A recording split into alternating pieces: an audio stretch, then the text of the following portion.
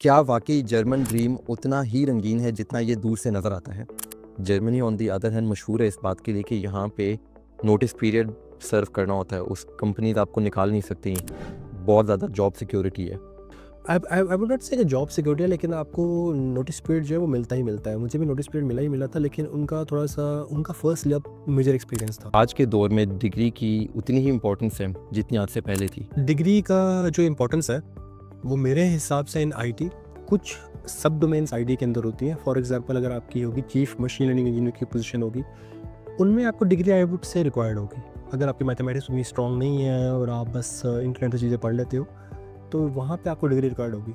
क्या रेंट पे करने के बाद, बाकी एक्सपेंसेस निकालने के बाद यहाँ पे वाकई सेविंग हो सकती है या फिर बंदा मुश्किल से बिल्स ही पे करता रह जाता है? आई वुड से सेविंग हर बंदे की यहाँ पे हो जाती है। ये नहीं कि बहुत ज़्यादा होती है। अगर आप यूएस में काम करें तो जो सेविंग आप यहाँ पे 2 या 1 साल में करेंगे, वहाँ पे वो आप 2-3 महीनों में कर लेंगे। मसला ये है कि इंसान पे डिपेंड करता है। यहाँ पे हर बंदे को इतने पैसे मिलते ज़रूर हैं कि वो थोड़े बहुत सेव कर सके। रैपिड फायर राउंड है, आप जो है वो बगैर सोचे समझे आपने जवाब देना है। रिमोट वर्क ओवररेटेड या underrated? I would say overrated है। आप क्या प्रेफर करोगे, जर्मन विंटर्स या summer in Pakistan? I would say summer in Pakistan. Desi food in Germany, no go और must try? No go. German language, must have और nice to have? I would say after 2-3 years of staying here must have. For this year अगर मैं market देखूँ इस साल भी, तो IT की जॉब्स काफ़ी मीडियोकर हो गई हुई हैं। आपके पास सैलरीज कम हो गई हुई हैं। आई वुड नॉट सैलरी इंक्रीज करी हैं। जब से हमारे पास चैट जीपीटी आया है, हमारे पास दूसरे एमएल मॉडल्स क्लॉडिया कोड्स आए हैं, ये वाले सारे मॉडल डिफरेंट आए हैं। आपके लार्ज लैंग्वेज मॉडल ने आपकी मार्केट की सैलरीज को हिला दिया। दोस्तों, आज की एपिसोड बहुत स्पेशल होने वाली है। हम अक्सर सोचते हैं कि डॉलर्स या यूरोज अर्न करने के लिए यूएस या जर्मनी जाना पड़ता है, लेकिन मेरे आज के गेस्ट ने इस मिथ को तोड़ कर दिखाया। इन्होंने पाकिस्तान में बैठे बैठे अमेज़न, सिएटल और गोल्डमैन सैक्स जैसी टॉप टियर कंपनीज के इंटरव्यूज़ क्रैक किए। इस वक्त ये जर्मनी में लीड डाटा इंजीनियर हैं और 50+ सर्टिफिकेशंस होल्ड करते हैं। आज हम अनफिल्टर्ड बात करेंगे कि इन्होंने ये सब कैसे किया, डिलीवरी हीरो से ले ऑफ का सेटबैक कैसे हैंडल किया, और सबसे इम्पोर्टेंट, क्या वाकई जर्मन ड्रीम उतना ही रंगीन है जितना ये दूर से नज़र आता है। So please welcome Mohammad Shafe. बहुत शुक्रिया जी। अच्छा शाफे, आप जीसी यूनिवर्सिटी के स्टूडेंट थे, फिर नॉर्थ पे में काम किया, लेकिन फिर सीधा जंप अमेज़न और गोल्डमैन सैक्स में, वो भी लाहौर में बैठकर। पाकिस्तान में बैठकर रिमोट जॉब्स ढूंढना इतना इजी नहीं। तो सच बताओ, क्या ये कोई जुगाड़ था या फिर प्रॉपर कंसिस्टेंसी और स्ट्रेटजी का नतीजा था? मेरे ख्याल से इसको हम जुगाड़ नहीं कह सकते, क्योंकि एक तरह से लोगों को काफ़ी जुगाड़ मिले हुए हैं। फॉर एग्जांपल आपके पास काफ़ी लाहौर में कंपनीज मौजूद हैं जो कि आपको एज अ कॉन्ट्रैक्टर आउटसोर्स करती हैं। फॉर एग्जांपल अगर आप नॉर्थ पे की बात करें, सिस्टम्स की बात करें, सब कंपनीज़ हैं। ये आपको एम्प्लॉय करते हैं लेकिन अपने प्रोजेक्ट्स पे काम कराती हैं, जो कि एफटीसी बेस्ड ही होते हैं, कॉन्ट्रैक्ट बेस्ड होते हैं, पूरे 2 साल के, 1 साल के। तो सिमिलरली इसी तरह ही कुछ मुझे मौके भी मिले, मुझे अपॉर्चुनिटीज़ भी मिली। अब ये नहीं कह सकते कि सिर्फ ये मेरी डिटर्मिनेशन ही थी कि मैं कंसिस्टेंटली काम करता रहा, कंसिस्टेंटली मैं आपको आईटी की स्किल्स बढ़ाता रहा, मशीन लर्निंग सीखता रहा। जिस टाइम पे काफ़ी कम लोग मशीन लर्निंग करते थे, 2016 की बात है, उस टाइम से मशीन लर्निंग को जानता था। तो ये कह सकते हैं हम कि कम्बिनेशन ऑफ बोथ है। ये सिर्फ ये नहीं है कि आपको अपॉर्चुनिटी मिली, आपकी डिटर्मिनेशन भी होती है, आपके अपॉर्चुनिटी के मौके भी मिलते हैं। तो अगर आप ये कहीं देखेंगे कि अगर फॉर एग्जांपल कोई लोग कहते हैं कि यार हमें अपॉर्चुनिटी मिलती नहीं, हम डिटरमाइंड है, इट इज़ लाइकली पॉसिबल कि वो उनको अपॉर्चुनिटी आगे ना मिलती हो। तो ये डिपेंड करता है, आपका चेक एंड बैलेंस चलता रहता है इस पे। जब आप नॉर्थ पे में थे तो उस टाइम पे आप नॉर्थ पे के अपने प्रोडक्ट्स पे काम कर रहे थे या फिर इंटरनेशनल क्लाइंट्स के लिए काम करते थे? उससे पहले मैं टेरेटा में था। टेरेटा में मैं एज एन इंटर्न गया था जब मैं यूनिवर्सिटी के 5वें सेमेस्टर में था, गवर्नमेंट कॉलेज में ही। तो उस टाइम के दौरान मैंने टेरेटा के अंदर कुछ ऑफशोर बंदों को रीच आउट किया था जो कि यूएस में बैठे हुए थे कि मैं ये मशीन लर्निंग सीखना चाहता हूँ, क्या मैं आपकी इन प्रोजेक्ट्स पे काम कर सकता हूँ। उन्होंने कहा कि तुम काम नहीं कर सकते क्योंकि तुम एक इंटर्न हो, लेकिन हम तुम्हें चीज़ें अपनी यूनिवर्सिटीज़ की चीज़ें जो है ना, फॉर एग्जांपल अपनी टेरिटरी की अपनी एक यूनिवर्सिटी थी, उसका नाम था टेरिटरी यूनिवर्सिटी। तो वो कहते हैं हम आपको उस स्किल्स के आपको रोड मैप दे देते हैं, आप खुद पढ़ लें।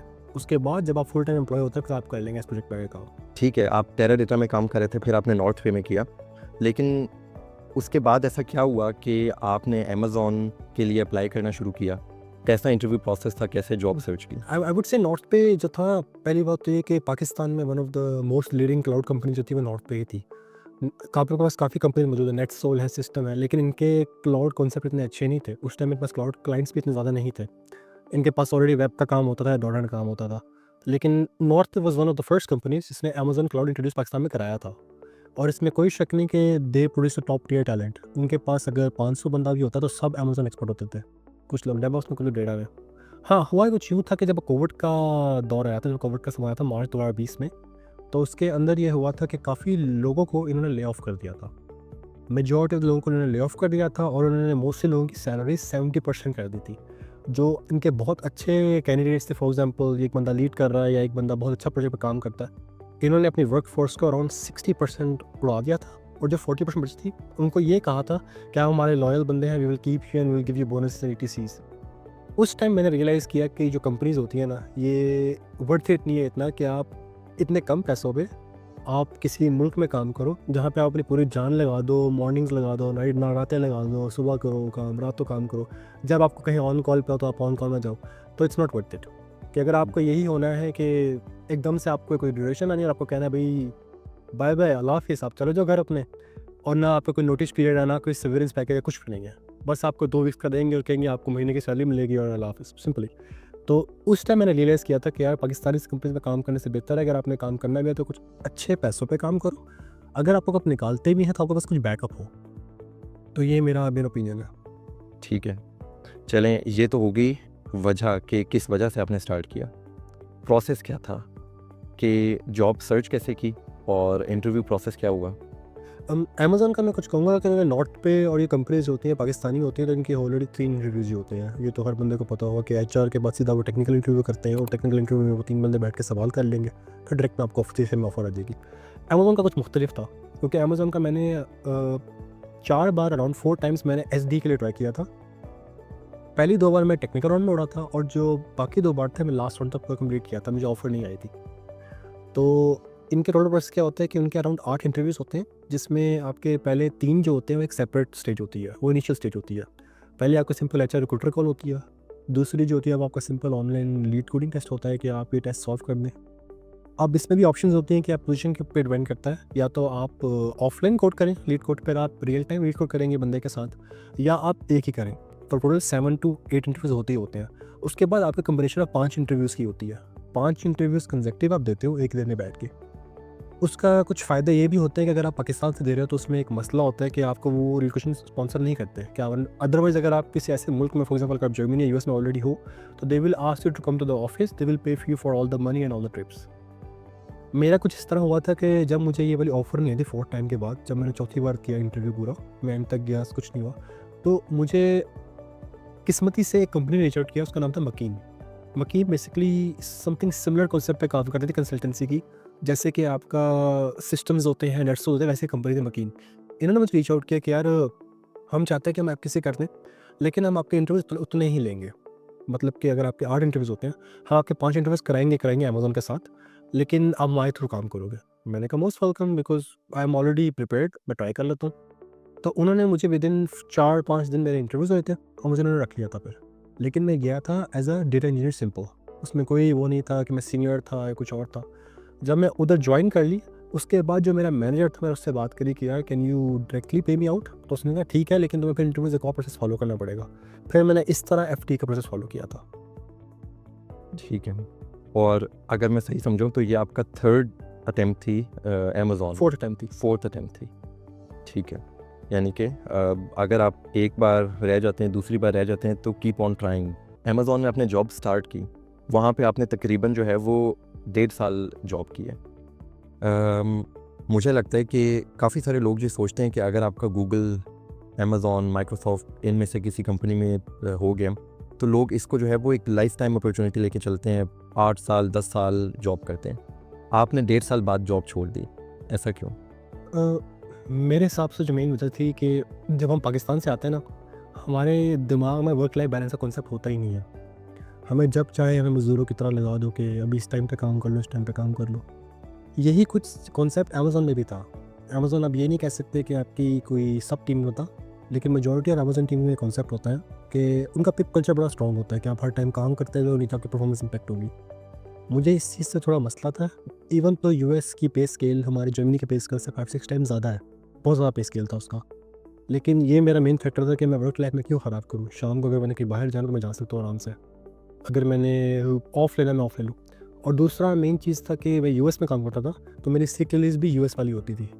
अगर आप बीमार 12 दिन से ज़्यादा हो जाओ तो फिर आप क्या करोगे भई, आपने अपनी छुट्टियाँ इस्तेमाल करनी है, तो वो इतना मुझे अच्छा कॉन्सेप्ट लगा नहीं उनका। तो आई वुड से मेरी मेन वजह वर्क लाइफ बैलेंस ही थी अमेज़न को छोड़ने की। सही। और तो उसके बाद आपने फिर गोल्डमैन सैक्स को ज्वाइन किया। हाँ जी, गोल्डमैन सैक को मैंने इसलिए ज्वाइन करा था कि यूके की कंपनी गोल्डमैन सैक थी, मैंने उस पे डायरेक्ट अप्लाई करता रहा। उसका मुझे ये कॉन्सेप्ट समझ आया था जिसको आप कह सकते हैं कि कुछ लोग प्रेफर करते हैं कि वो एफटीईज़ बनते रहे, फुल टाइम एम्प्लॉय बनते रहे। मुझे एक अपॉर्चुनिटी ये दिखी थी कि अगर आप कॉन्ट्रैक्टर बन के काम करो तो आप अपने टर्म्स में काम करते हो, लेकिन इसके कुछ साइड बैक्स भी होते हैं। मैंने एज एन एफटीसी ज्वाइन किया था गोल्डमैन सैक्स को as a senior data engineer. उनकी एक एलओए की टीम थी। एलओए बेसिकली उनका एक अपना टूल है, इंटरनल टूल है। जिस तरह आपकी कोडिंग लैंग्वेज होती है, पाइथन होगी, सी होगी, इस तरह उनकी एक एलओए लैंग्वेज है जो आपको उनकी प्रॉपर्टी लैंग्वेज है। You can not get it out, और आप कभी काम नहीं कर सकते बाहर उसके ना। उस पर मैंने उसकी टीम मैंने ज्वाइन की थी और उसके फ्रेमवर्क मैंने काम किया था। इसको मैंने इस तरह क्रैक किया था कि मैंने वही काम किया था कि मैं एफटीसी की एप्लीकेशन अप्लाई करता रहा और मुझे कॉन्ट्रैक्ट मिल गया, मैंने ज्वाइन कर ली। इसका फ़ायदा क्या था कि they were allowing me to keep my separate job, मतलब मैं गोल्डमैन सैक की जॉब भी कर सकूं और मैं दूसरी जॉब भी कर सकूं। तो गोल्डमैन सैक ने मुझे एफटीसी के बजाय पार्ट टाइम कॉन्ट्रैक्ट दिया था, पीटीसी, कि आप 20 घंटे काम करो, बाकी कहीं भी काम कर लो। तो उससे मुझे काफ़ी एक फ़ायदा हुआ था फाइनेंशियली। अब ये नहीं कह सकते कि अगर आपका फाइनेंशियली फ़ायदा हो तो आपके लिए बड़ा बेहतर था। उससे मुझे नुकसान ये भी हुआ था कि I was working at 2 job at the same time. तो ये मैंने काम किया था। बेसिकली मेरा जो अमेज़न का एंडिंग टेन्योर था ना, और जो मेरा डीएच से पहले का टेन्योर था, मैंने ओवरलैप किया हुआ बिटवीन अमेज़न एंड गोल्डमैन सैक्स। ठीक है। अच्छा शाफ़े, लिंक्डइन पर आपने जो है ना वो एक बहुत दबंग किस्म की एक चीज़ लिखी हुई है, if you think university matters then pick me based on my qualification. मेरा आपसे सवाल ये है कि क्या आज के दौर में डिग्री की उतनी ही इम्पोर्टेंस है जितनी आज से पहले थी?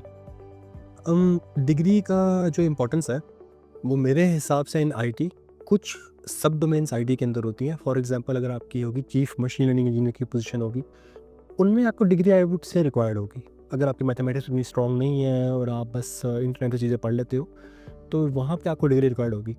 अलबत्ता आई वुडंट से कि डिग्री मैटर्स बाय। मैं एक जीसी का पढ़ा हूँ, गवर्नमेंट कॉलेज का मैं पढ़ा हूँ, और गवर्नमेंट कॉलेज की कंप्यूटर साइंस तो आई थिंक 1200 नंबर पे आती होगी या 1300 नंबर पे आती होगी पाकिस्तान में भी इवन।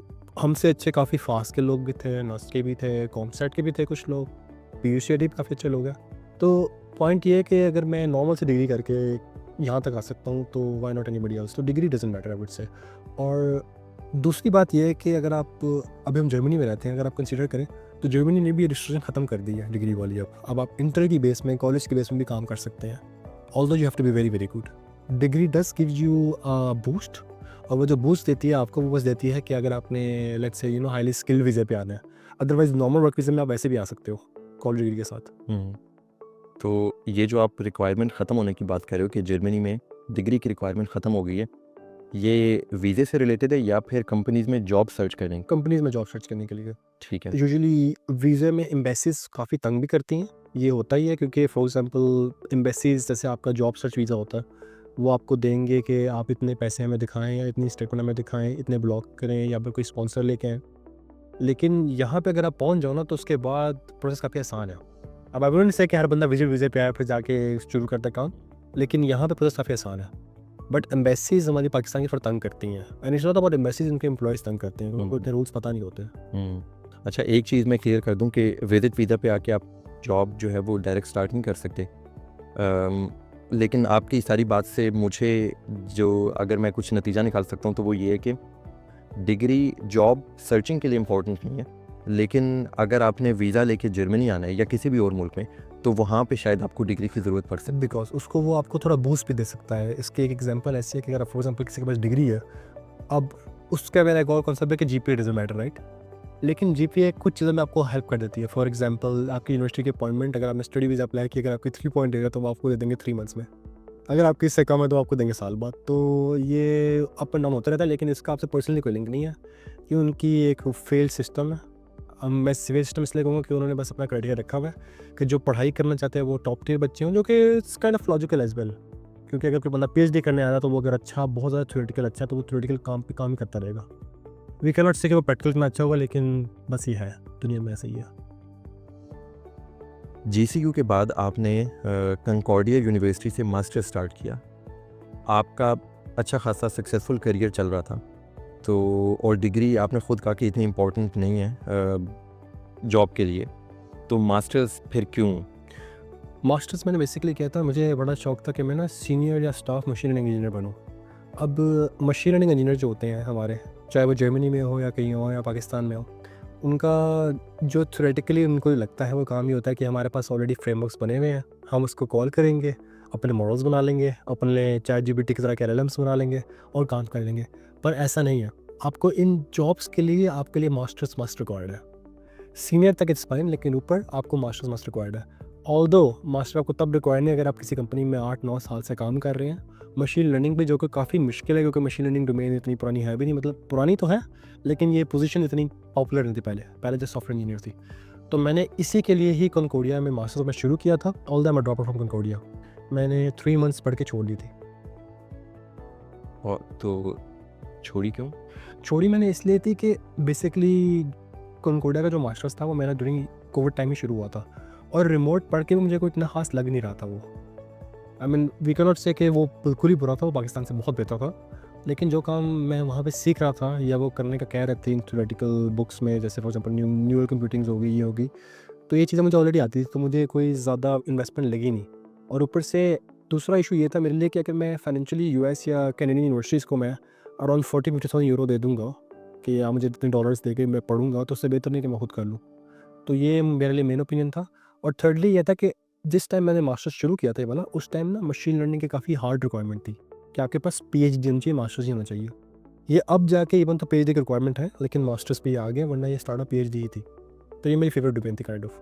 अच्छा, अगर आज कोई भी पाकिस्तान में कोई बच्चा आपसे सजेशन मांगे कि वो 2 साल मास्टर्स में लगाए या फिर वो 2 साल में किसी स्पेसिफिक डोमेन में अपना एक्सपीरियंस बेहतर करे, तो आपका क्या मशवरा होगा?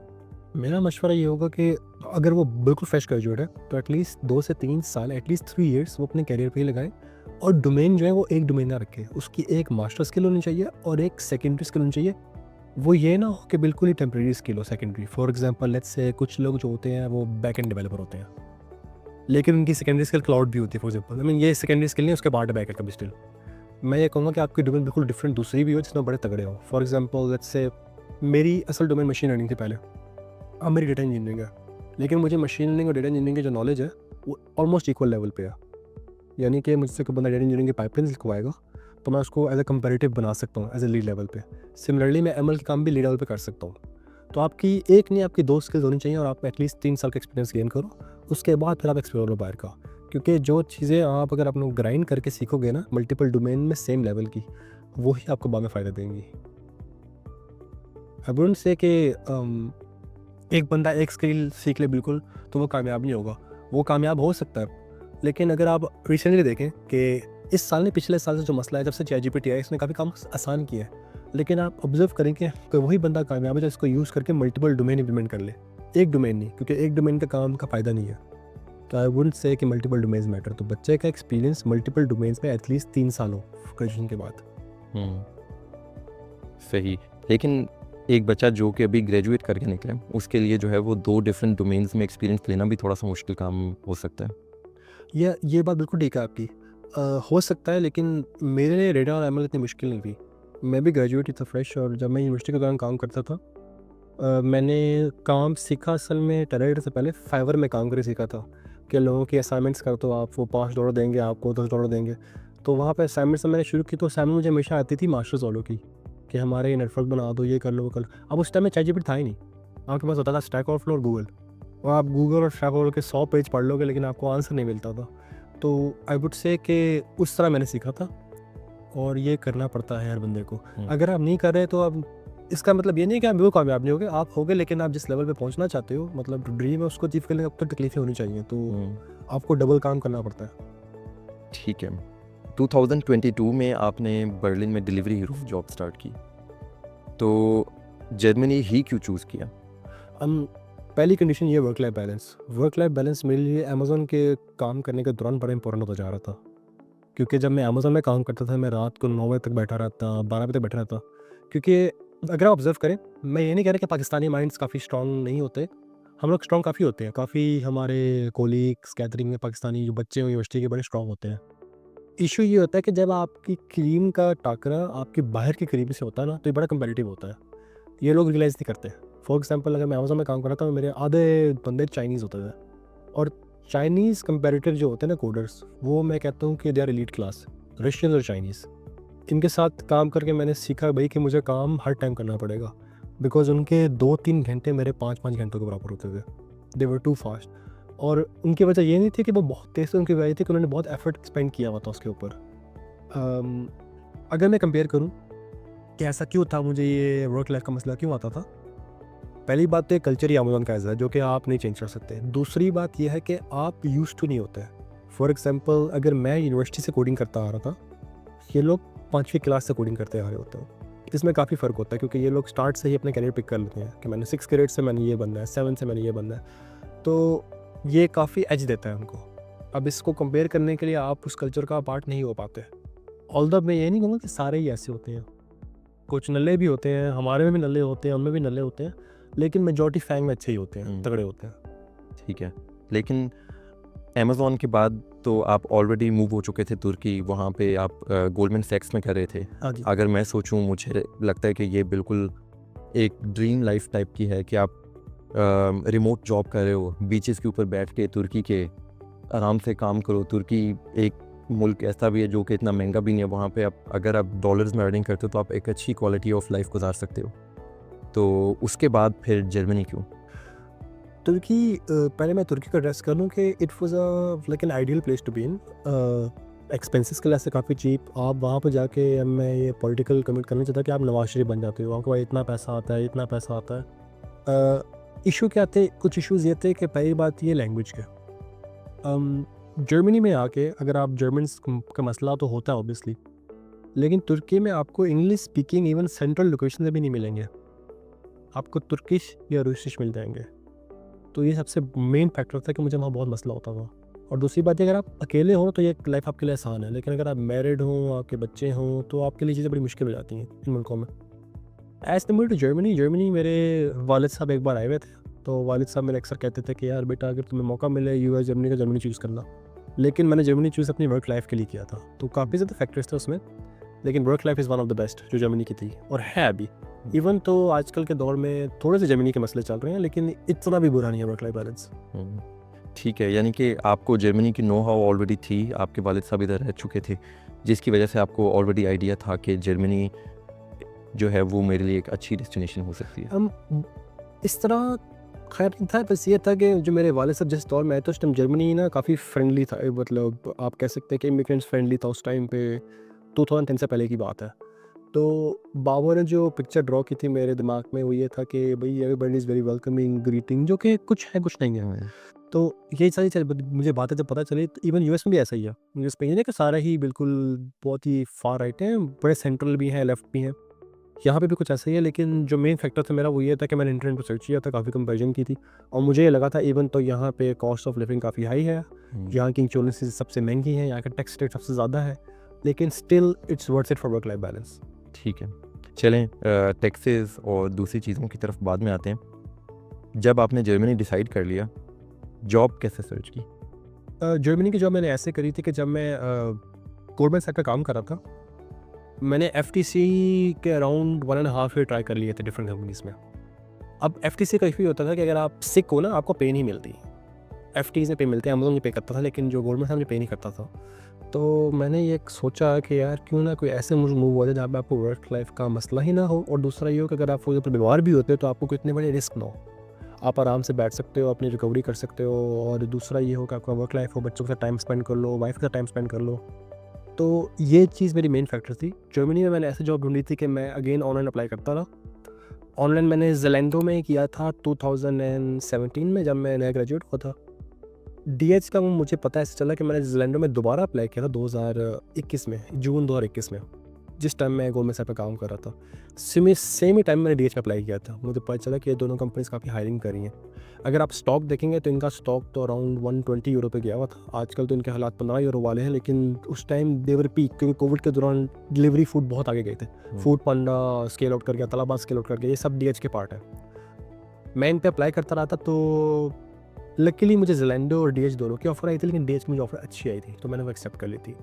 अलबत्ता डीएच वाले काफ़ी अच्छे थे, उनको मैंने कहा था कि मैं आपको 7 मंथ्स बाद जॉइन करूँगा, तो उन्होंने मुझे अलाउ किया, क्योंकि मैं तुर्की से और पाकिस्तान गया, मैंने 3-4 महीने गुजारे वेकेशन की, फिर मैं यहाँ पे आ गया। ठीक है। इंटरव्यू प्रोसेस कैसा था? डीएच का इंटरव्यू प्रोसेस बिल्कुल अमेज़न की तरह ही था, लेकिन बहुत कंपैरेटिव भी नहीं था। उनका कुछ ऐसा था कि स्टार्ट में अगेन आपका सिमिलर एचआर राउंड होता है, जो आपकी सिंपल इंग्लिश नो हाउ देखती है और कॉन्फिडेंस देखती है। दूसरा मेरा राउंड था टेक्निकल, उसमें ये होता है कि आपको एक कोडिंग टेस्ट आता है, आप वो सॉल्व करो। फिर तीसरा होता है लाइव कोडिंग, एक बंदा बैठता है वो कोडिंग करता है, ये होता। फिर उसके बाद आपका ऑन सेट होता है, 3 इंटरव्यूज़ इकट्ठे होते हैं। उसमें मेरा एक इंजीनियरिंग मैनेजर था, उसने मेरा इंटरव्यू किया। फिर एक लीड है, उसने मेरा कोडिंग टेस्ट किया। फिर एक डिज़ाइन इंटरव्यू हुआ, वो उसने बंदे ने किया आके। और उसके अराउंड 3 दिन बाद ही ऑफ़र आ गई थी, आई वुड से 3 दिन तो मुझे ऑफ़र आ गई थी सॉफ्टवेयर इंजीनियर की, तो मैंने उनको ज्वाइन किया था फिर। ठीक है। उनकी ऑफ़र आई, सैलरी नेगोशिएशन जो सैलरी उन्होंने ऑफ़र की वो उससे आप खुश थे या फिर आपको नेगोशिएशन करनी पड़ी? नेगोशिएशन मुझे करनी पड़ी थी, क्योंकि उस टाइम तक मैं आपको इसका बैकग्राउंड पहले दे दूँ कि जब हम पाकिस्तानी होते हैं ना, हम लोग नेगोशिएट में करते ही नहीं हैं, क्योंकि हमें डर लगता है कि कहीं जॉब चले ना जाए, ये ना जाए, वो ना जाए। लेकिन बात करने में कोई हर्ज नहीं है। अमेज़न के एक्सपीरियंस के बाद मुझे अंदाज़ा हुआ था, जब मैं अमेज़न ज्वाइन की, मेरे टीममेट्स ने मुझे सैलरी शेयर की कि ये है, ये है, तो मुझे अंदाज़ा हुआ था कि I was mediocre to lowballed in Amazon. उसके बाद से मैंने नेगोशिएशन शुरू कर ली थी। गवर्नमेंट सच में मुझे अच्छी खासी सैलरी ऑफ़र हुई थी अमेज़न से। उसके बाद डीएच में आते हुए मेरा ये लो बॉल था, क्योंकि यूएस की सैलरीज़ आप कंपेयर नहीं कर सकते जर्मनी के साथ। यूएस की ऑलरेडी 2-3 ऊपर होती हैं। इनकी ऑफर्ड सैलरी से भी मैंने नेगोशिएट किया था। इन्होंने बल्कि नेगोशिएशन मुझे रिलोकेशन में भी दी थी कि आपको हम अच्छे पैकेज दे देंगे, आपको घर हम ढूँढ के दे देंगे, आपको उसका फर्स्ट 2 मंथ्स का रेंट दे देंगे। काफ़ी नेगोशिएट मैंने किया था। तो ये काफ़ी काम आया था मेरे। अच्छा। डिलीवरी हीरो ने आपको स्पॉन्सर किया था जर्मनी हाँ, आने के लिए? स्पॉन्सर भी किया था उन्होंने। इवन वो एक तो होता है सिंपल स्पॉन्सर, एक तो दूसरा होता है रिलोकेशन पैकेज भी दिया था। तो उनका रिलोकेशन पैकेज मैं कहता हूँ कि जर्मनी में मेरे काफ़ी दोस्त आए हैं, लेकिन सबसे अच्छा पैकेज इनका ही था। अच्छा। सबसे अच्छा पैकेज मैं कहता हूँ, इन्होंने मेरी फैमिली को रिलोकेशन का पैकेज भी दिया था, मुझे भी दिया था, अकोमोडेशन भी दी थी मुझे आके, और उसके अलावा उन्होंने मुझे होम ऑफिस के तो सबको मिलते ही मिलते हैं, लेकिन उसके अलावा उन्होंने और पैसे भी दिए थे कि आपका ये as a sign on bonus है, एसओबी। अच्छा। यूजुअली एसओबी जो है जर्मनी में लोग देते नहीं है या मांगते नहीं है, पर मैं जब अमेज़न गया था तो मुझे मिला था, मैंने कहा यहाँ से भी मांग लेते हैं, तो उन्होंने दे दिया था बाय डिफ़ॉल्ट। ठीक है। आपने ऑलरेडी बता दिया कि आप फैमिली के साथ आए थे, तो वीज़ा प्रोसेस कैसा था? वीज़ा प्रोसेस मैं कहूँगा कि मेरे लिए काफ़ी आसान था, लेकिन अगर आप फीडबैक देखें लोगों के, काफ़ी मुश्किल होते हैं उनके, क्योंकि फैमिली से निकट हो नहीं पाती। मेरे लिए ये था कि हम सारे ऑलरेडी पाकिस्तान में थे, तो हमारी अपॉइंटमेंट्स जो होते हैं जर्मनी की, वो भी अराउंड 2 वीक्स में आ गई थी। हमने जाके बाकायदा इंटरव्यूज़ भी दे दिए थे। फिर उसके बाद एक लॉयर वेरिफिकेशन का इनका कोई चक्कर होता है, तो उसमें मेरी वाइफ को अराउंड 3 मंथ्स लगे थे, लेकिन वो फिर मुझे ज्वाइन कर लिया था उन्होंने 3 मंथ्स में आके ना। तो मैंने तब ये सुना है कि अगर आपके जो हस्बैंड है या कोई भी जॉब होल्डर है, वाइफ या हस्बैंड, किसी की भी जॉब लगती है यहाँ पे, अगर उनकी appointments at the same time हो जाए तो उनके लिए आसानी होती है। लेकिन जो बंदे यहाँ पे आके उनकी शादियाँ होती हैं तो उनके लिए बड़ा मुश्किल होती है, उनके लिए ईयर्स लग जाते हैं, 2 साल लग जाएंगे, कुछ को 1.5 साल लग जाएंगे, तो ये काफ़ी लंबा प्रोसेस होता है। आई वुड से इनका एक तरह का साइड बैक है जर्मनी का, कि जर्मनी में ब्रोकर्स बड़ी स्लो होती है। बिल्कुल, ठीक है, बिल्कुल ऐसे ही है। चलें, लेकिन आपके लिए अच्छा था कि आप ऑलरेडी मैरिड थे और सबको अपॉइंटमेंट्स टाइम से मिल गई। अच्छा, अगर आजकल लिंक्डइन खोलें तो हर तरफ टेक ले-ऑफ्स का शोर है। डिलीवरी हीरो में भी पिछले कुछ अरसों में काफ़ी ज़्यादा एग्रेसिव रीस्ट्रक्चरिंग हुई है, और जब आपको पता चला कि डिलीवरी हीरो रीस्ट्रक्चरिंग कर रहे हैं, तो उस अनसर्टेनिटी को आपने कैसे हैंडल किया? और उस अनसर्टेनिटी से में क्या आप भी उसमें अफेक्ट हुए? डीएच के ले-ऑफ तो मेरे ख्याल से कोविड के बाद से उन्होंने काफ़ी एग्रेसिव हायरिंग की थी। अगर आप इनका साइज़ देखें तो इन्होंने अराउंड बर्लिन के अंदर इनके ऑलरेडी एम्प्लॉय थे 400 से 500। इन्होंने स्केल अप करके उसे 1800 1500 कर लिया था, 4 टाइम्स 5 टाइम्स more कर लिया था।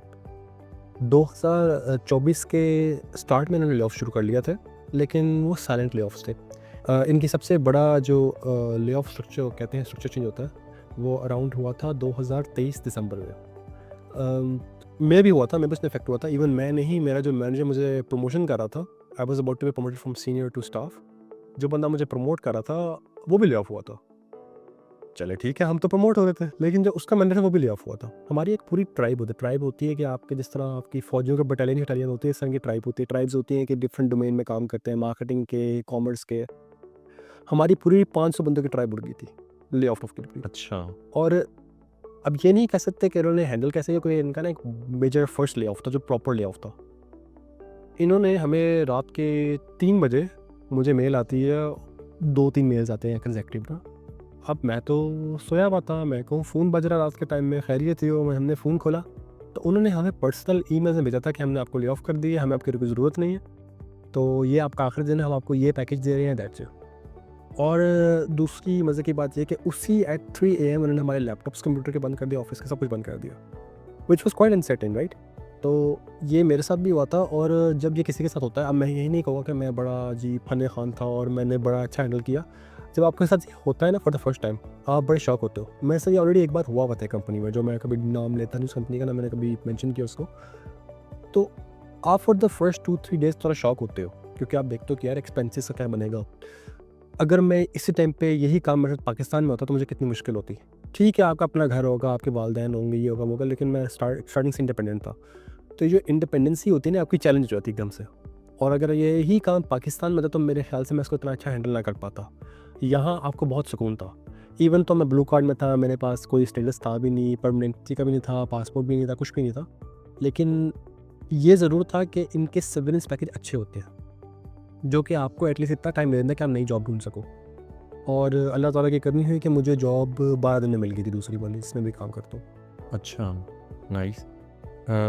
ये जो आपने बताया कि आप रात को सो रहे थे, ईमेल आई, लैपटॉप पे एक्सेस जो है वो सारे अकाउंट से एक्सेस ख़त्म हो गई, ये तो बिल्कुल अमेरिकन स्टाइल है। Germany on the other hand मशहूर है इस बात के लिए कि यहाँ पे नोटिस पीरियड सर्व करना होता है, उस कंपनीज आपको निकाल नहीं सकती, बहुत ज़्यादा जॉब सिक्योरिटी है। तो अब इस सब के बाद क्या आप वाकई इस चीज़ पे बिलीव करते हैं कि जर्मनी में जॉब सिक्योरिटी है? आई वुड नॉट से कि जॉब सिक्योरिटी है, लेकिन आपको नोटिस पीरियड जो है वो मिलता ही मिलता है। मुझे भी नोटिस पीरियड मिला ही मिला था, लेकिन उनका थोड़ा-सा उनका फर्स्ट लेप मेजर एक्सपीरियंस था। उन्होंने बाकी फ्यूचर के लिए बड़े अच्छे हैंडल किए, लेकिन ये बार उन्होंने इतना अच्छा हैंडल नहीं किया था। हुआ ये था कि हमें कुछ नहीं बताया, बस हमें एक मेल आई थी कि आपको हम एक चीज़ पोस्ट कर देंगे। अब मुझे इनका एक प्रोसेस होता है कि जब आपको ये फोर्सली ले ऑफ करें ना, तो ये आपको एक एज़ अ लॉयर नोटिस को भेजते हैं कि आपके 3 वीक्स में कंसिडर ले ऑफ होंगे, आपको हम ये पैकेज दे रहे हैं, ये दे रहे हैं सर्विलेंस। वो मेरे घर में एग्जैक्टली 3 दिन बाद आया था। जब मैंने उसको पढ़ा था, मैंने इनसे निगोशिएट किया था अपना कि मुझे सर्विलेंस आप इतनी दो, ये तो मैं आप पे के साथ लॉयर केस पे बात करेंगे। तो जर्मनी में ये वाले काफ़ी काम होता है कि आपके पास अगर लॉयर इंश्योरेंस हो तो आप इनसे बात कर सकते हो कि यार ये क्या फेयर था, डिसमिसल कि नहीं था। अब लकीली फॉर मी कि मेरे लिए फेयर डिसमिसल नहीं था, क्योंकि मैं प्रमोट हो रहा था, मेरा पेपर था प्रमोशन का। तो जब मैंने इनसे नेगोशिएट किया, उन्होंने मुझे सर्विलेंस पैकेज बढ़ा दिया था। अच्छा। तो उससे मुझे ये फ़ायदा हुआ था कि आपके पास सर्विलेंस का पैकेज भी आ जाए और साथ आप नई जॉब भी कंटिन्यू कर लें। ऑल्दो इसका नुकसान ये भी होता है कि फिर आपको प्रोबेशन साइकिल पास करना पड़ता है, क्योंकि जर्मनी का probation cycle is something similar to US. 2 weeks का आपका टाइम है, 2 वीक्स में आपको निकाल सकते हैं जब दिल करे उनका। तो ये इनसिक्योरिटी है, लेकिन जर्मनी इन काम में बड़ा अच्छा है कि प्रोबेशन आप पास कर लो तो आपके पास काफ़ी अपॉर्चुनिटीज़ खुल जाती हैं। फॉर एग्जांपल अगर किसी कंपनी ने आपको निकालना भी है तो 5-6 मंथ का टाइम तो देगी वो आपको। और उसके अलावा जर्मन गवर्नमेंट आपको एक देती है अर्बाइट लॉस गेल्ड के नाम से, SCB1 बेनिफिट। तो वो भी एज अ गुड सोर्स है, अगर खुदा ना खास्ता आपको जॉब ना मिल पाए तो स्टिल अ सोशल बेनिफिट कि आप उसको क्लेम कर लो और 3-4 मंथ्स रह के उसके ऊपर आप जॉब ढूंढ लो। तो ये काम मैं कह सकता हूँ कि जर्मनी के बहुत अच्छे हैं। अच्छा, एक और चीज़ जिसको आपने हल्का सा टच किया था वो परमानेंट रेजिडेंसी या पासपोर्ट। आपके पास ब्लू कार्ड था।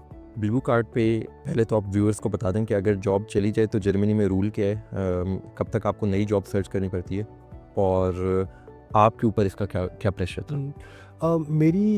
असल में ब्लू कार्ड में अगर आप ना 27 मंथ्स रहे तो आपको PR अप्लाई करने का मौका मिलता है। लेकिन उस PR के लिए आपको 2 एग्ज़ाम्स चाहिए होते हैं। एक होता है A1 सर्टिफिकेट जर्मन का चाहिए होता है, जो कि काफ़ी आसान है, अगर कोई बंदा 3 हफ्ते बैठा है वो बंदा कर सकता है A1 ना। और दूसरा LID चाहिए होता है, लिबरेंट डॉइचलैंड, जो कि आल्सो काफ़ी आसान है। उसके लिए भी अगर आप 1-2 हफ्ता बैठे हैं और बैठ के सवाल सेम होते हैं LID के, तो आप याद करके दे के पास कर सकते हैं। मेजॉरिटी कंसर्न ये होता है अगर आप ब्लू कार्ड में और अगर आपने 1 साल से कम टाइम स्पेंड किया हुआ है, तो जो जर्मन गवर्नमेंट है ना, वो आपको नोटिस पीरियड जो आपका कंपनी देगी 3 मंथ्स का, उसके अलावा आपको 3 मंथ्स और देगी अगर आपकी एम्प्लॉयमेंट साल से कम है जर्मनी में। अगर आपकी साल से ज़्यादा तो आपको देगी अराउंड 4 to 6 मंथ्स। ये हर बंदे को मिलता ही मिलता है टाइम जॉब ढूंढने के लिए, लेकिन ये टाइम एक्सटेंडेबल होता है। अगर आपने 2 साल एम्प्लॉयमेंट की हो तो ये आपको अराउंड 12 मंथ्स तक दे सकते हैं। इसकी मैक्सिमम ड्यूरेशन 12 to 14 मंथ्स ही होती है। और जब आपकी PR आ जाए तो PR के बाद इंसान की थोड़े से बेनिफिट्स हो जाते हैं। क्योंकि ब्लू कार्ड के अंदर आपको मसला होता है आपकी फैमिली का, आपकी रेजिडेंसी होती है, आपकी फैमिली की रेजिडेंसी होती है, क्योंकि वो आपके फाइनेंशियल डिपेंडेंट होते हैं। और अगर आपका लेट्स से आपकी वाइफ का बच्चों का कार्ड एक्सपायर होने वाला है, फॉर एग्जांपल उनको कार्ड एलोकेट 1 साल का हुआ था और आपकी जॉब एक हवा चली जाती है, तो उनके रिन्यू कार्ड कराने में बहुत मसले होते हैं, क्योंकि आपकी फाइनेंशियल डिपेंडेंसी ही नहीं होती, मतलब आपके पास कोई पैसे ही नहीं होते कि आपको डिपेंड कर सके वो। तो ये वाले काम चैलेंजेस हैं जो जर्मनी में भी हैं, but I would still say कि हर इंसान के पास एटलीस्ट बैकअप होना चाहिए 3-4 मंथ्स का कम से कम। अगर वो नया यहाँ पे आ भी रहा है तो उसके 3-4 मंथ्स के यूरो में एक्सपेंसेस होने चाहिए। हम्म। आपने बताया कि आपको ले ऑफ होने के 14 डेज़ के अंदर अंदर नई जो है वो अपॉइंटमेंट लेटर मिल गया था नई कंपनी से। तो कितना इजी था जॉब सर्च करना, कितनी कंपनीज में आपने इंटरव्यू दिया, और क्या एक कंपनी का ऑफर लेटर था या मल्टीपल कंपनीज की? जब मैं ले ऑफ हुआ था अराउंड 18 to 16 दिसंबर में, तो उस टाइम मैं काफ़ी शॉक में था। तो उस शॉक में मैंने उसी दिन ही उसी टाइम पे अराउंड 1 आवर के बाद नमाज़ पढ़ी, क्योंकि आपको पता है जब इंसान में मुसीबत है तो सबसे पहले अल्लाह को याद करता है। तो नमाज़ पढ़ने के मैंने फ़ौरन बाद जॉब्स अप्लाई करना शुरू कर दिया। मैंने लिंक्डइन खोली, मैंने कहा लास्ट 24 में कौन सी जॉब्स हैं, मैंने सब में अप्लाई की। मैंने उसी टाइम बैठ के अपनी सीवी भी अपडेट की थी, और अराउंड मैंने फॉर द नेक्स्ट 4-5 आवर्स मैंने अराउंड 50 से 60 कंपनी में अप्लाई कर दिया था। खुशकिस्मती ये थी कि मुझे उनमें से 3 का अगले दिन ही जवाब आ गया था कि आप इंटरव्यूज़ दे दें, और वो 3 में से एक कंपनी जो मेरी करंट कंपनी है वो थी, और बाकी जो थी वो एक स्टार्टअप्स थे। पोजीशन थोड़ी डिफरेंट थी, इसके लिए मेरी लीड थी, एक के लिए स्टाफ थी और एक के लिए एनालिटिक्स इंजीनियर की पोजीशन थी, जो कि एक नई डोमेन आई हुई है, something similar to data analyst और डेटा इंजीनियर की कॉम्बिनेशन है, उसे एनालिटिक्स कहते हैं। तो इन 3 में मुझे आ गई थी कॉल, और इनमें से 2 का प्रोसेस मेरा फाइनल हो गया था। इसके मुझे ऑफर पहले आ गया था, इस कंपनी में भी काम करता हूँ, दूसरे की मुझे बाद में आई थी। इसको मैंने ज्वाइन कर लिया था क्योंकि ये मेरे लिए एक नई टेक इंडस्ट्री थी। मैंने यूजुअली ई कॉमर्स में भी काम किया, मैंने यूजुअली आपके दूसरे प्लेटफॉर्म में काम, क्लाउड पे भी काम किया, मैंने क्लाउड कंपनीज में भी काम किया। लेकिन मेरे लिए सबसे डिफरेंट जो चीज़ थी ना, वो कि एक्चुअल इंडस्ट्री में काम करूँ। यानी कि कोई कंपनी जो मेडिसिन बनाती हो, या कोई कंपनी जो कोई चीज़ें बनाती हो, प्रोडक्ट्स बनाती हो। तो ये मेरी पहली कंपनी थी जो कि एक एक्चुअल प्रोडक्ट बनाती थी, जो कि दुनिया में आम यूज़ होता है। अच्छा। तो इसलिए मेरे लिए ये एक बिल्कुल डोमेन चेंज था। डोमेन चेंज टेक के लिहाज से नहीं था, लेकिन डोमेन चेंज था कि कोई बिजनेस की नई फील्ड सीखूँ। और दूसरी बात ये थी कि जो मेरी पोजीशन थी, I was responding, I am still responding to the CIO. तो ये एक 1600 बंदों की कंपनी है, और आप अगर सीआईओ से किसी बात करो, आपको बहुत कुछ सीखने को मिलता है। अब ये नहीं कि हर चीज़ गार्डन में होती है और आप भाग गए और आपको ऐसे ही पैसे मिल रहे हैं, काफ़ी चैलेंजेस भी होते हैं, लेकिन मेरे लिए काफ़ी अच्छा लर्निंग एक्सपीरियंस रहा है। मुझे ये लीडरशिप के अलावा, टेक्निकल से के अलावा, मुझे एक्चुअली मैनेजमेंट भी सिखाई। इन्होंने मुझे मैनेजमेंट भी सिखाई और इन्होंने काफ़ी कुछ मुझे स्केल अप किया। तो आई वुड से कि मैंने इसलिए कंपनी चूज़ की थी। और स्टार्ट में ही इवन तो इस कंपनी का प्रोसेस भी कुछ सिमिलर था अमेज़न की तरह का, लेकिन this was the very first company जिसमें मैंने सी लेवल्स तक से बात की थी। हालाँकि होता है कि आप स्टार्टअप में बात करो तो कोई बंदा बैठा होता है सी लेवल, और वो आपसे बस थोड़े 3-4 सवाल करेगा, क्या करोगे, क्या नहीं करोगे। लेकिन ये प्रॉपर बिज़नेस की नॉलेज थी, तो मुझे काफ़ी अच्छा लगा था, काफ़ी डिफरेंट था। टेक्निकल इन्होंने 1-2 राउंड ही किए थे, लेकिन वो कोई नॉर्मल थे, कोई आई वुड नॉट से चैलेंज था, क्योंकि they asked me for an assignment, I did that, और उसके बाद उन्होंने कुछ भी नहीं पूछा। अच्छा, जर्मनी के बारे में हम पिछले 5 साल से एक हेडलाइंस देख रहे हैं, स्किल्ड वर्कर शॉर्टेज। गवर्नमेंट कहती है कि उन्हें 4 लाख वर्कर्स चाहिए, लेकिन दूसरी तरफ हम देखते हैं कि लोग 100-200 इंटरव्यूज़ दे रहे हैं और उनको जॉब्स नहीं मिल रही। तो आप मार्केट के अंदर हैं, आपका क्या पॉइंट ऑफ व्यू है? क्या वाकई शॉर्टेज है या फिर ये सिर्फ पॉलिटिकल मिथ है? आई थिंक शॉर्टेज थी, और शॉर्टेज कुछ डोमेन्स में है भी। शॉर्टेज थी इस तरह का, अगर आप कोविड टाइम्स की बात करें तो जितनी टेक्निकल इंडस्ट्री जर्मनी की ग्रो हुई थी ना कोविड के बाद 2021 में, 2022 में, उतनी कोई ग्रो नहीं हुई। 22 के बाद इनका डाउनफॉल शुरू हुआ था जर्मनी का। और रही बात स्किल वर्कर्स की, तो इनके पास वाइट कलर की जॉब्स है, लेकिन ज़्यादा नहीं है इतनी। हम ये नहीं कह सकते कि आपको आईटी की इंडस्ट्री में जो वाइट कलर जॉब्स हैं वो यूएस के बराबर मिलेंगी। यूएस में आपको इससे कहीं ज़्यादा मिलेंगी, 100 गुना ज़्यादा भी हो सकती हैं, 50 गुना ज़्यादा भी हो सकती हैं। लेकिन जर्मनी में जो आपकी ब्लू कलर जॉब्स होगी नहीं, या फिर ऐसी जॉब्स होगी जिसमें जर्मन लैंग्वेज रिक्वायर्ड हो, इनके पास उसकी बहुत कमी है। इनके पास मेंटेनेंस प्लांट वालों की बड़ी कमी है, इनके पास इंजीनियर्स की बड़ी कमी है। लेकिन अगर आप ये कहते हैं कि ये लोग जो कहते हैं कि हमारे पास स्किल वर्कर की शॉर्टेज है, इनका स्किल से मुराद सिर्फ ये नहीं होता कि भाई हमें आईटी के बंदों की शॉर्टेज है। इनका मुराद ये होता है कि हमारे पास रोड लेयर की शॉर्टेज है, हमारे पास शेफ्स की शॉर्टेज है, हमारे पास अकाउंटेंट्स की शॉर्टेज है। इनका असल पॉइंट ये होता है। तो यूजुअली आई वुड से it's not a political myth, but ये एक मिथ पाकिस्तान बनी हुई है कि आईटी के लिए सिर्फ होता है। हालांकि ये होता दूसरी डोमेन्स के लिए भी है। इश्यूज़ बस ये होते हैं कि दूसरे डोमेन में पाकिस्तानी इसलिए नहीं आ पाते क्योंकि लेट्स से अगर आप डॉक्टर की बात करें तो आपको जर्मन C1 लेवल रिक्वायर्ड है, जो कि एक नेशनल का लेवल रिक्वायर होता है, और उसको अचीव करने के लिए पाकिस्तानियों को एटलीस्ट 1 से 1.5 साल लगेगा कंसेक्टिव, अगर वो इंटेंसिव पढ़ेंगे। तो वो काम काफ़ी मुश्किल होता है। तो मेरे हिसाब से स्किल बिल्ड की शॉर्टेज है, लेकिन not for IT. For this year अगर मैं मार्केट देखूँ इस साल भी, तो आईटी की जॉब्स काफ़ी मीडियोकर हो गई हुई हैं। आपके पास सैलरीज कम हो गई हुई हैं। आई वुड नॉट से सैलरी इंक्रीज करी हैं। जब से हमारे पास चैट जीपीटी आया है, हमारे पास दूसरे एमएल मॉडल्स क्लॉडिया कोड्स आए हैं, ये वाले सारे मॉडल डिफरेंट आए हैं, आपके लार्ज लैंग्वेज मॉडल ने आपकी मार्केट की सैलरीज को हिला दिया है। क्योंकि पहले जो काम आपको लगता था करने में हफ्ता, आपको लगते हैं अब 2 घंटे। तो इससे आपकी सैलरीज काफ़ी इम्पैक्ट होती हैं। हाँ, अब मैं ये नहीं कहूँगा कि आईटी की जॉब्स बिल्कुल भी नहीं, आईटी की जॉब्स अच्छी खासी हैं, लेकिन आपको पेस के अगर आप एक्सपेक्ट करते हो कि 3-4 साल पुराना मिले, ऐसा नहीं मिलेगा आपको कम मिलेगा। और बात रही कि शॉर्टेज की, तो ऑब्वियसली शॉर्टेज थी। ठीक है, आपने हल्का सा टच किया, लेकिन अब आते हैं अब उस असल सवाल पे जिसके लिए जो है वो ज़्यादातर व्यूअर्स शायद वीडियो देख रहे हो, पैसे। तो आपको अपनी पर्सनल सैलरी बताना ज़रूरी नहीं है, लेकिन आजकल की मार्केट के हिसाब से एक सीनियर डाटा इंजीनियर की क्या सैलरी रेंज हो सकती है? आई वुड से ये डायनामिक सैलरी रेंज है जर्मनी के अंदर। अगर आप किसी छोटे शहर में काम करते हैं तो आपकी सैलरीज होंगी 5 फिगर्स में, एंड ऑफ 6 फिगर, मतलब बिगिनिंग ऑफ 6 फिगर और एंड ऑफ 5 फिगर। लेकिन अगर आप एवरेज बात करोगे तो आपकी एटलीस्ट 6 फिगर सैलरी होनी चाहिए एनम पे। अराउंड अगर आप सीनियर इंजीनियर की बात करें तो आपकी सैलरी शुरू होगी 95,000 यूरो से, अगर आप एक अच्छे पे हो, और आपकी जा सकती हैं 113-114 के तक टीसी टोटल कंपनसेशन। अब इस कंपनी में स्टॉक्स भी हो सकते हैं, कंपनीज आपसे बेस सैलरी कम दे दें, आपको लेट से 80 दे दें, और आपको कहें आप 40,000 यूरो स्टॉक ले लो या 30,000 यूरो स्टॉक ले लो, तो ये काम भी होता है। हाँ, अलबत्ता ये सैलरी आपको सुनने में ज़्यादा लगती है, लेकिन इतनी ज़्यादा नहीं है, क्योंकि जर्मनी आपसे 40% सैलरी तो ले जाएगा वैसे ही। तो उस लिहाज से it will be affordable life, it be a good life, but it won't be that much of a great salary as US. और सीनियर इंजीनियर की सैलरीज कंपनी के हिसाब से फ्लक्चुएट होती हैं, बंदे और कंपनी के हिसाब से। You can be from Amazon जिसकी सैलरी होगी 1,50,000 euro as senior engineer, but you can also be somebody जिसकी सैलरी होगी 75,000 यूरो, और वो बेसिक जर्मन हो।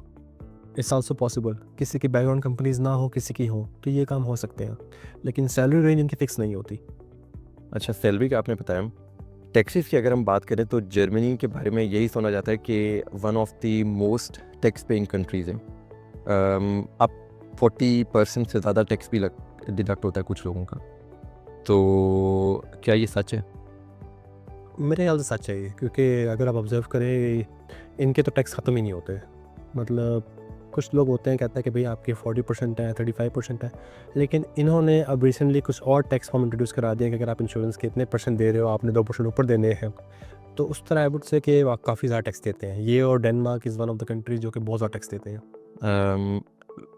रेंट्स की अगर हम बात करें और ओवरऑल जर्मनी, ना सिर्फ बर्लिन बल्कि पूरे जर्मनी में महंगाई जिस तरीके से बढ़ रही है, तो क्या रेंट पे करने के बाद, बाकी एक्सपेंसेस निकालने के बाद यहाँ पे वाकई सेविंग हो सकती है, या फिर बंदा मुश्किल से बिल्स ही पे करता रह जाता है? आई वुड से सेविंग हर बंदे के यहाँ पे हो जाती है, ये नहीं कि बहुत ज़्यादा होती है। अगर आप यूएस में काम करें तो जो सेविंग आप यहाँ पे 2 या 1 साल में करेंगे, वहाँ पे वो आप 2-3 महीनों में कर लेंगे। मसला ये कि इंसान पे डिपेंड करता है। यहाँ पे हर बंदे को इतने पैसे मिलते ज़रूर हैं कि वो थोड़े बहुत सेव कर सके। अब बंदे के खर्चों पे डिपेंड करता है। कुछ लोग प्रेफर करते हैं भाई हम शहर के सेंटर में रहें, कुछ लोग प्रेफर करते हैं हम शहर के स्ट्रीट में रहें, कुछ लोग प्रेफर करते हैं भाई हम लोग डेली इतने इतने ब्रांड पहने, ये पहने। तो वो आपकी डिसीजन है एक्सपेंसेस की, लेकिन सेविंग्स हर बंदे की होती है यहाँ पे। जो बंदा आपको कहता है कि उसकी सेविंग नहीं होती, वो झूठ बोलता है 100%। ठीक है, लेकिन ये बात भी सच है, जैसे आपने बताया कि अगर हम कंपैरिजन करें यूएसए से, दुबई से, सऊदीया से, तो वहाँ पे सेविंग्स यहाँ की निस्बत कई गुना ज़्यादा है। हाँ जी, लेकिन वहाँ पे एक फैक्टर और भी है कि सेविंग बेशक बहुत ज़्यादा है, पर इशू है उधर वर्क लाइफ का और आल्सो आपकी जॉब सिक्योरिटी का। जर्मनी में अब आप ये नहीं कह सकते कि जॉब सिक्योरिटी है, आपकी जॉब जा सकती है, लेकिन आप इतने सिक्योर है कि आपको 5 मंथ्स का नोटिस मिल जाएगा, 3 मंथ्स का नोटिस मिल जाएगा, 6 मंथ की सेवरेंस मिल जाएगी। ये काम आपके साथ हो सकते हैं, लेकिन ये आप दुबई में तसव्वुर भी नहीं कर सकते कि आपको 2 महीने भी चले गए वो। सही। अच्छा शाफे, आपने हाल ही में deutschheer.com वेबसाइट बनाई ताकि जिसमें जो है वो लोग बेसिक जर्मन सीख सकें। इससे एक चीज़ तो क्लियर है कि आपने खुद लैंग्वेज बैरियर को फेस किया है, और आप बाकी लोगों को खुद भी सीख रहे हैं, बाकी लोगों की भी हेल्प करना चाहते हैं। तो नए आने वाले लोगों के लिए आप क्या मैसेज देंगे कि लैंग्वेज कितनी इम्पोर्टेंट है? आई वुड से इट्स वेरी इंपॉर्टेंट। अगर आप जॉब सर्च के लिए आ रहे हैं, लैंग्वेज के बगैर आपको जॉब मार्केट 30% विजिबल होगी, आईटी के अंदर भी इवन। अगर आपको German at least A to B1 level की एटलीस्ट आती हो, आपके पास करंट इंग्लिश जॉब से around 10-20 times more job visible होंगी, आप अप्लाई कर सकोगे। जो मैंने सबसे मेन वजह है मेरे जर्मन शुरू करने की इज़ बिकॉज अगर आपने लीड से ऊपर जाना तो जर्मन रिक्वायर्ड है जर्मन कंपनीज़ में। मैं यहाँ पे स्टार्टअप्स की बात नहीं कर रहा, जैसे ज़ोलैंडो में आप काम कर लो, आप ईएम बन जाओ, आप ये बन जाओ, लेकिन आपको ईएम से ऊपर जाते हुए आपको ये चीज़ें फेस होंगी कि आपको जर्मन चाहिए। मेरी पूरी कंपनी जर्मन स्पीकिंग है, वो लोग कम्युनिकेशन से बात भी जर्मन में करते हैं। जस्ट मेरा आईटी के डोमेन के अंदर कुछ लोग हैं जो इंग्लिश बोलते हैं और उनको भी जर्मन आती है। मैंने ये चीज़ ऑब्जर्व करी कि German is very important for the career if you want to grow a bit above your level. लेकिन अगर आपने वही सीनियर रहना है 20-15 साल, तो कोई मसला नहीं है, आप रह सकते हैं। अगर हम प्रोफेशनल लाइफ से हट के बात करें, normal day to day communication में जर्मन का कितना इंपॉर्टेंस है? आई वुड से काफ़ी इंपॉर्टेंट है। अगर आप सिटी सेंटर के सेंटर में रहते हैं तो it's not a big deal. आपको सारे फॉरेनर्स मिलेंगे, सारे बंदे आपसे इंग्लिश में बात करेंगे, आपको जर्मन मिलेंगे भी, हो सकता ना ही मिले, जर्मन बहुत कम मिलेंगे। अलबत्ता डिपेंड्स ऑन योर स्टेट और सिटीज़। कुछ सिटीज़ में इमिग्रेंट्स भी जो होते हैं वो थोड़े रूड होते हैं। कुछ सिटीज़ में जैसे बर्लिन के इमिग्रेंट थोड़े फ्रेंडली होते हैं। मैं ये नहीं कहूँगा कि सारे ही फ्रेंडली होते हैं, they have straight faces but they are some time friendly.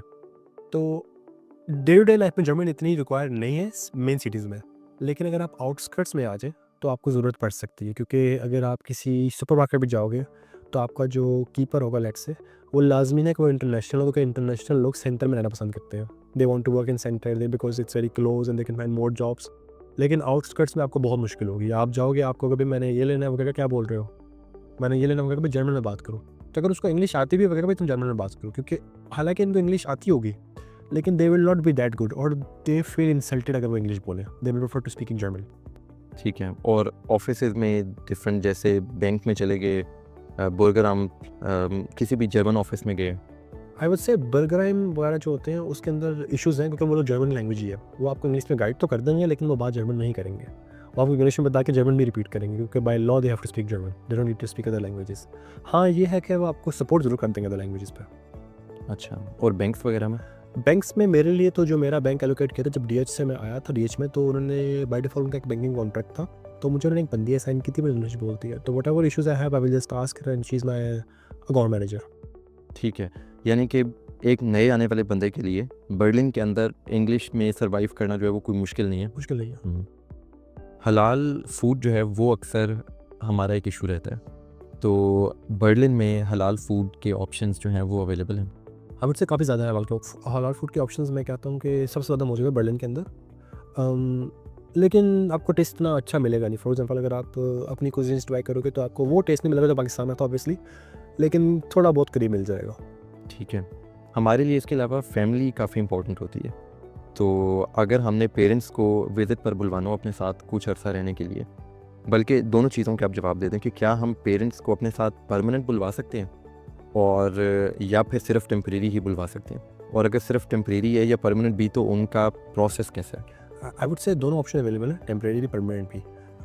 Permanent वाली जो ऑप्शन थी वो अभी रिसेंटली इन्होंने लॉन्च करी थी कि अगर आपके पास कोई ब्लू कार्ड आता है अराउंड स्पेसिफिक डेट के बाद, जो कि 2024 का आई थिंक एंड या मिडल है, तो उसकी बेस पे आप अपने पेरेंट्स को पक्का ला सकते हो। अलबत्ता there is one condition that they will be privately or insured by you and you will be paying around 700 to 800 euros per person.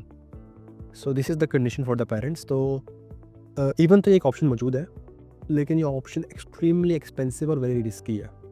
और दूसरी ऑप्शन टेम्परेरी मौजूद है, जो कि होता है कि आप अपनी फैमिली को स्पॉन्सर लिख दो उनको। अगर आपके फैमिली माँ बाप अगर आपको अपने आप को इतना अफोर्ड नहीं कर सकते तो आप उनके लिए स्पॉन्सर कमिटमेंट लिख दो कि मैं उनको अफोर्ड कर दूंगा, मेरे पास आके रह लेंगे।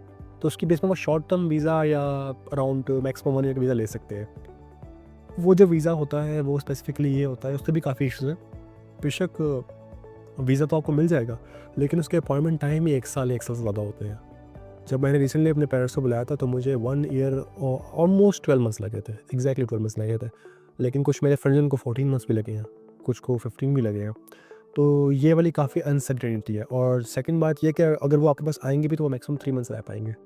तो काफ़ी चीज़ें बैलेंस करनी पड़ती हैं आपको। जो एयर टिकट्स होती हैं फिर उधर आके उनकी इंश्योरेंस भी आपको करानी पड़ेंगी। तो ये शॉर्ट टर्म में। अलबत्ता लॉन्ग टर्म आल्सो है, साइड बैक्स कब आपके साथ रहेंगे, लेकिन इंश्योरेंस आपको पूरी पे करनी पड़ेंगी।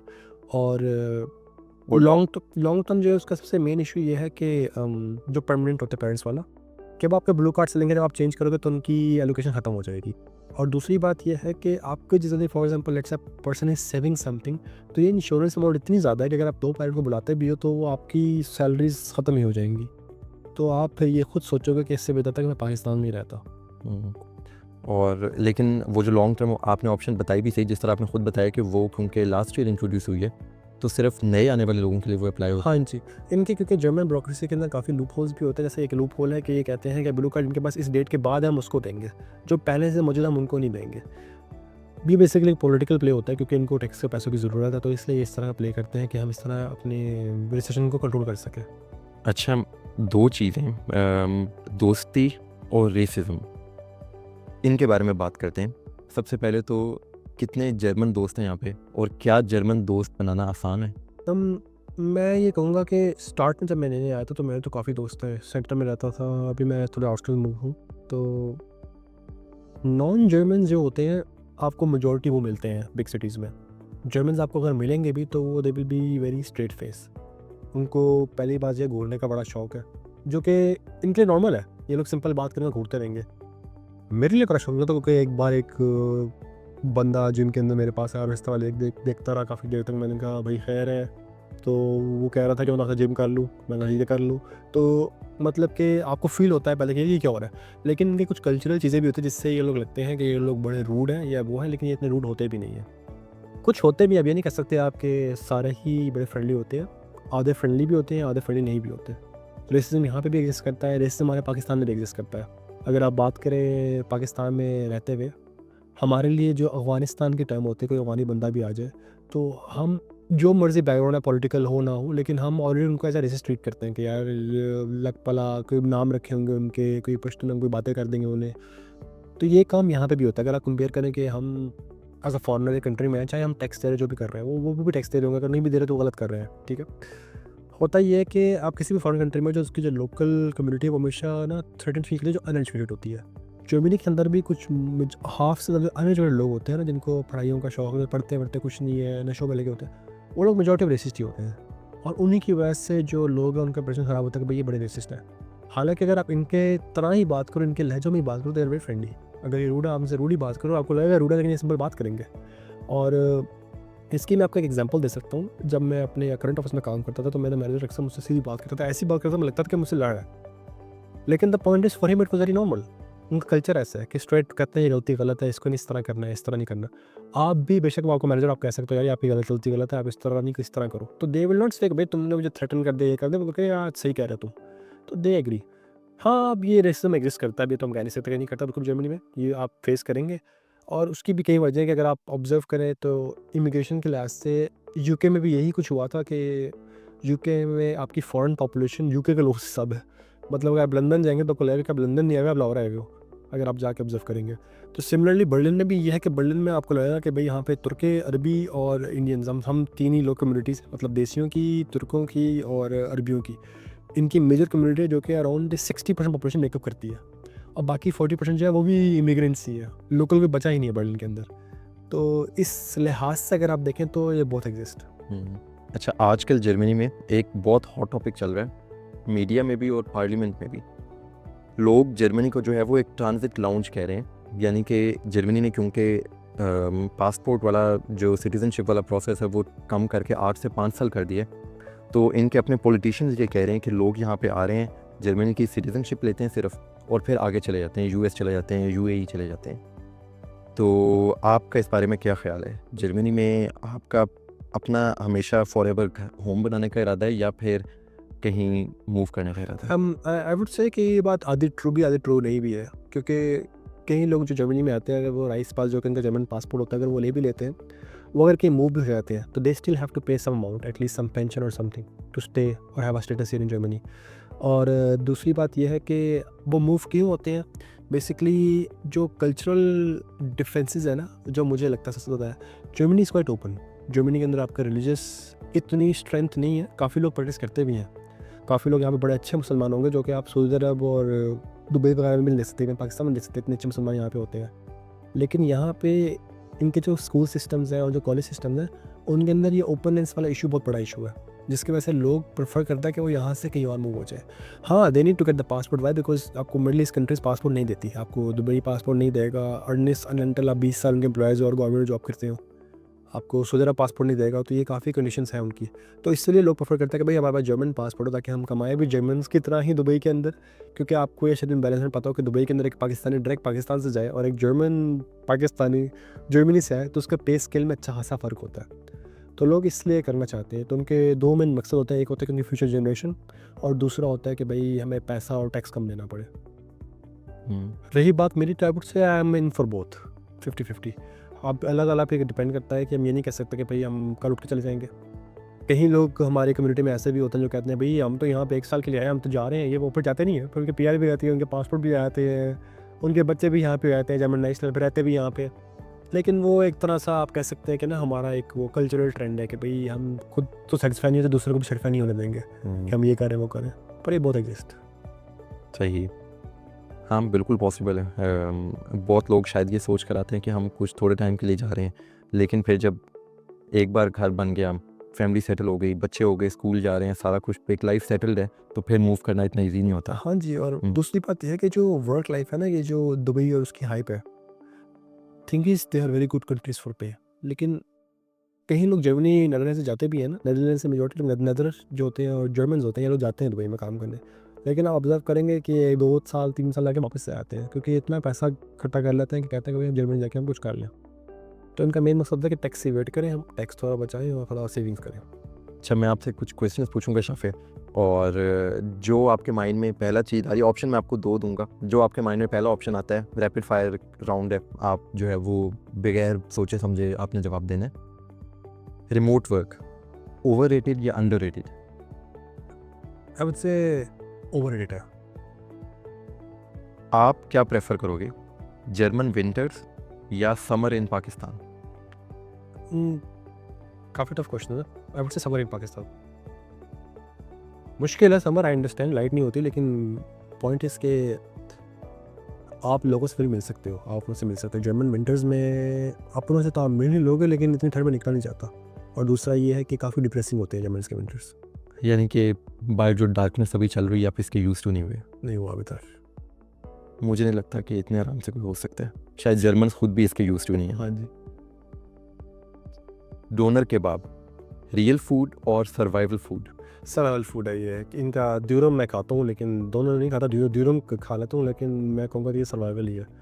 क्योंकि आप जब नए नए आते हो और आप 3-4 महीने अगर आप अकेले आते हो, फैमिली के बगैर आते हो, कुछ लोग खाना बनाने सीख रहे थे, लेकिन मुझे से बंदे खाना इतना अच्छा नहीं बनाते। तो मैं तो ये आई थिंक सर्वाइवल ही कर रहा था इसके साथ। It's a 1 in 3 months okay, but it's not possible to eat every day. जब और कुछ ना मिल रहा हो तो फिर उसके लिए बेस्ट, क्योंकि ये हलाल ऑप्शन भी है, तो सबसे इजी वे यही होती है। Desi food in Germany, no go और must try? No go, I would say no go. काफ़ी ट्राई कर लिया हुआ है, तो I would not say it's worth it. Taste नहीं है पाकिस्तान जैसा? टेस्ट भी नहीं है, और ऊपर से जो इनके स्टाइल है ना बनाने के, वो जर्मन्स की तरह, पाकिस्तान की तरह नहीं है। जर्मन लैंग्वेज, मस्ट हैव और nice to have? I would say after 2-3 years of staying here, must have. Taxes, love them hate them? Hate them, straight away hate them. Why? Because इससे क्या वजह है, अगर आप अपनी पब्लिक इंश्योरेंस की बात करो, आपकी तो भाई हेल्थ की बारी नहीं आती।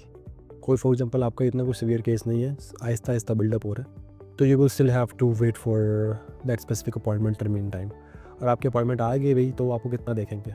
तो आप इतना बड़ा सैलरी का चंक देते हो, लेकिन आपको प्रायोरिटी कुछ मिलती नहीं है। बर्लिन हाउसिंग मार्केट, नाइटमेयर और मैनेजेबल? आई वुड से कि नाइटमेयर है। जब से यूक्रेन और रशिया की वार हुई है, तो ये काफ़ी ज़्यादा नाइटमेयर है। उससे पहले घर ढूंढना काफ़ी आसान था, और अब तो ये है कि भाई हर बंदा अपने इन्फ्लेशन के चक्करों में कि भाई हम अपने मॉर्गेज बैलेंस कर सकें इसके रेंट से, तो सारे लोग ये काम करते हैं यहाँ पे, जर्मनी तो इवन। तो right now it's some tough market. अगर आपको बाकी की ज़िंदगी रहने के लिए कोई एक चूज़ करना पड़े, जर्मनी, तुर्की, Dubai? It's a tough question, but I will say मैं टेम्परेरी तौर पे दुबई कहूँगा। वो इसलिए क्योंकि ये पाकिस्तान का काफ़ी करीब है। अगर आपने अपने वालिदैन से मिलना हो या अपने कोई लोकल कुजीन भी ट्राई करनी हो जो कि आपके पाकिस्तान से क्लोज हो, तो आप दुबई में प्रेफर कर सकते हो। अलबत्ता मैं ये नहीं कहूँ कि दुबई मेरी परमानेंट होगी, क्योंकि जर्मनी आप आते ही इसलिए क्योंकि आपको कोई वर्क लाइफ एक्सपीरियंस होता है यहाँ पे। तो इट्स अ मिक्स। तुर्की क्यों नहीं है, क्योंकि तुर्की जो है they are not European but they want to be European ना, क्योंकि उनके जो एक्सपेंसेस हैं, उनके रहन सहन है, वो सब कुछ इक्वल प्राइस हो गए जर्मनी के, और उनकी सैलरीज बिल्कुल नहीं होती। तो मेरे हिसाब से as a semi Muslim country मैं सकूँगा, क्योंकि वो सेकुलर कंट्री है। Turkey is a okay country, very nice beaches, very nice weather, दोनों साइड एग्जिस्ट करती है, एशियन भी यूरोपियन भी। लेकिन for me Pakistan is a close country, तो Dubai will be the option, but not for long term, just for 2-3 years. One thing which you love about Germany and one thing which you can never get used to. I would say German winters I can never get used to, and the second part is German straightness. बहुत straight होते हैं, straight face होते हैं जो ऐसे Germans होते हैं, तो ये मैं कभी यूज नहीं हो सकता, क्योंकि हमारा कल्चर ही काफ़ी डिफरेंट है।